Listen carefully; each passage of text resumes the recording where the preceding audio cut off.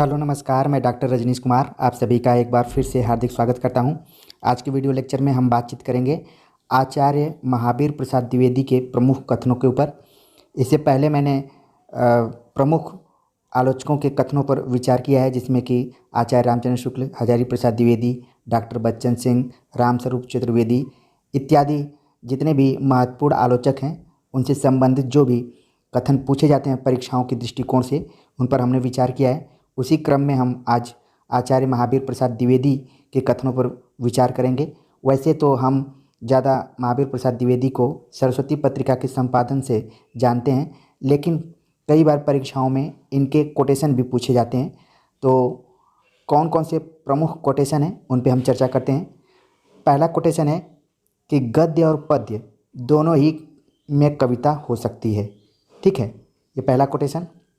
अगला जो कोटेशन है, अनुप्रास और यमक आदि शब्दाडंबर कविता के आधार नहीं, जो उनके न होने से कविता निर्जीव हो जाए या उससे कोई अपरिमेय हानि पहुँचे।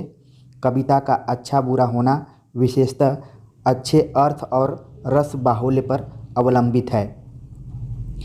अगला कोटेशन है, कवि की ऐसी भाषा लिखनी चाहिए जिसे हर कोई सहजता से समझ ले और अर्थ को हृदयंगम कर सके। कविता लिखने में व्याकरण के नियमों की अवहेलना न करनी चाहिए। अगला जो कोटेशन है, शुद्ध भाषा का जितना मान होता है अशुद्ध का उतना नहीं होता। व्याकरण का विचार न करना कवि की तद विषयक अज्ञानता का सूचक है। अगला कोटेशन है, जहाँ तक संभव हो शब्दों का मूल रूप न बिगड़ना चाहिए। मुहावरे का भी विचार रखना चाहिए। बेमुहावरा भाषा अच्छी नहीं लगती। और अभी जो कोटेशन है, कविता एक अपूर्व रसायन है। ये यूजीसी एनटीए नेट की एग्ज़ाम में पूछा जा चुका है। तो महावीर प्रसाद द्विवेदी का एक कोटेशन है। अगला कोटेशन है, गद्य और पद्य की भाषा पृथक पृथक न होनी चाहिए। ठीक है। अगला कोटेशन है, हिंदी ही एक ऐसी भाषा है जिसके गद्य में एक प्रकार की और पद्य में दूसरे प्रकार की भाषा लिखी जाती है। ये उस समय बात कर रहे थे जब कविता ब्रज भाषा में लिखी जा रही थी और गद्य को खड़ी बोली में लिखने की कोशिश की जा रही थी। ठीक है। अगला कोटेशन है, सभ्य समाज की जो भाषा हो उसी भाषा में गद्य पद्यात्मक साहित्य होना चाहिए। अगला कोटेशन है, पहले गद्य प्रायः न था, हमारा साहित्य केवल पद्य में था। गद्य साहित्य की उत्पत्ति के पहले पद्य में ब्रज भाषा का ही सार्वदेशिक प्रयोग होता था। अगला बहुत ही मोस्ट इम्पॉर्टेंट कोटेशन है, अर्थ सौरस से ही कविता का प्राण है। कई बार इतना दूर ही कोटेशन पूछ दिया जाता है, अर्थ सौरस से ही कविता का प्राण है। जिस गद्य में अर्थ का चमत्कार नहीं वह कविता नहीं। अगला कोटेशन है, बोलना एक भाषा और कविता में प्रयोग करना दूसरी भाषा प्राकृतिक नियमों के विरुद्ध है। कविता को सरस बनाने का प्रयत्न करना चाहिए। अगला कोटेशन है, नीरस पद्यों का कभी आदर नहीं होता, जिसे पढ़ते ही पढ़ने वालों के मुख से वाह न निकले अथवा उसका मस्तक न हिलने लगे अथवा उसकी दंत पंक्ति न दिखलाई देने लगे, अर्थात जिस रस की कविता है उस रस में अनुकूल वह व्यापार करने लगे तो वह कविता कविता ही नहीं तुकबंदी मात्र है। ठीक है। तो हो सकता है कि इसमें से इसका 2 पार्ट पूछ लिया जाए, तो ध्यान में रखने की ज़रूरत है इस कोटेशन को कि नीरस पद्यों का कभी आदर नहीं होता, जिसे पढ़ते ही पढ़ने वालों के मुख से वाह न निकले अथवा उसका मस्तक न हिलने लगे अथवा उसकी दंत पंक्ति न दिखलाई देने लगे, अथवा जिस रस की कविता है उस रस के अनुकूल वह व्यापार करने लगे तो वह कविता कविता ही नहीं तुकबंदी मात्र है। वह तुकबंदी मात्र है।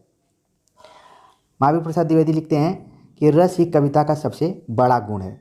मोस्ट इम्पॉर्टेंट लाइन, परीक्षा के दृष्टिकोण से इम्पॉर्टेंट, तो इसको आप ध्यान में रख सकते हैं। अगला, कविता के विषय को निर्धारित करते हुए लिखते हैं, कविता का विषय मनोरंजक और उपदेशजनक होना चाहिए। यमुना के किनारे किनारे केली कौतूहल का अद्भुत वर्णन बहुत हो चुका है। ठीक है। तो एक तरीके से उन्होंने कविता का विषय मनोरंजक और उपदेशजनक होने पर जोर दिया है और बाकी जो पहले की विषय वस्तु है राधा कृष्ण को आधार बनाकर जो यमुना के सौंदर्य का वर्णन किया गया है उसको वो अब बोल रहे हैं कि बहुत ज़्यादा हो गया है।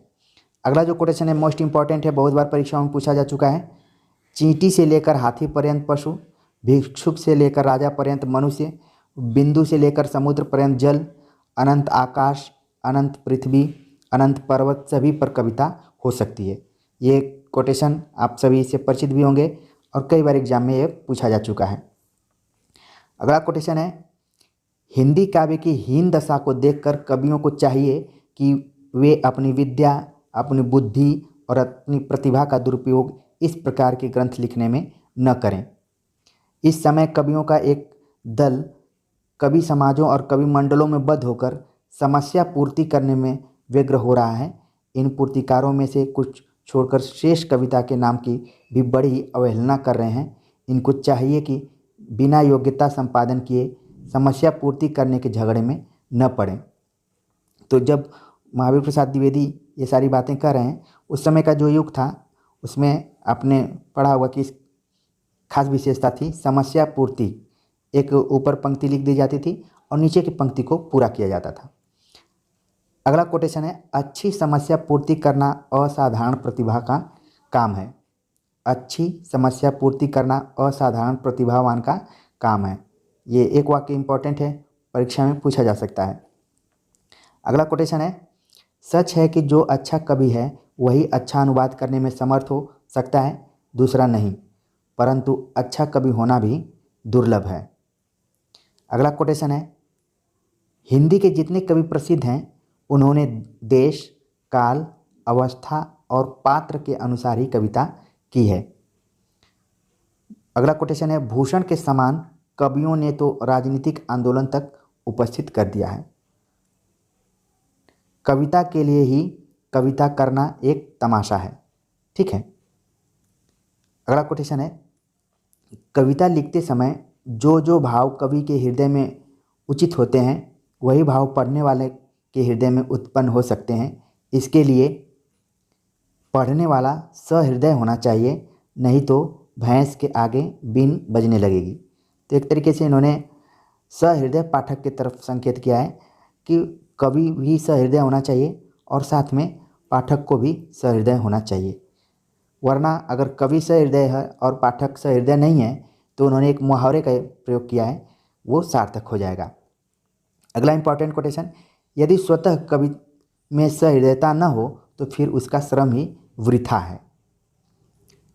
अपने समकालीन कविता के बारे में चर्चा करते हुए लिखते हैं, आजकल हिंदी संक्रांति की अवस्था में है। हिंदी कवि का कर्तव्य यह है कि वह लोगों की रुचि का विचार रखकर अपनी कविता ऐसी सहज और मनोहर रचे कि साधारण पढ़े लिखे लोगों में भी पुरानी कविता के साथ साथ नई कविता पढ़ने का अनुराग उत्पन्न हो जाए। तो बहुत ही बड़ी बात लिख रहे हैं महावीर प्रसाद द्विवेदी।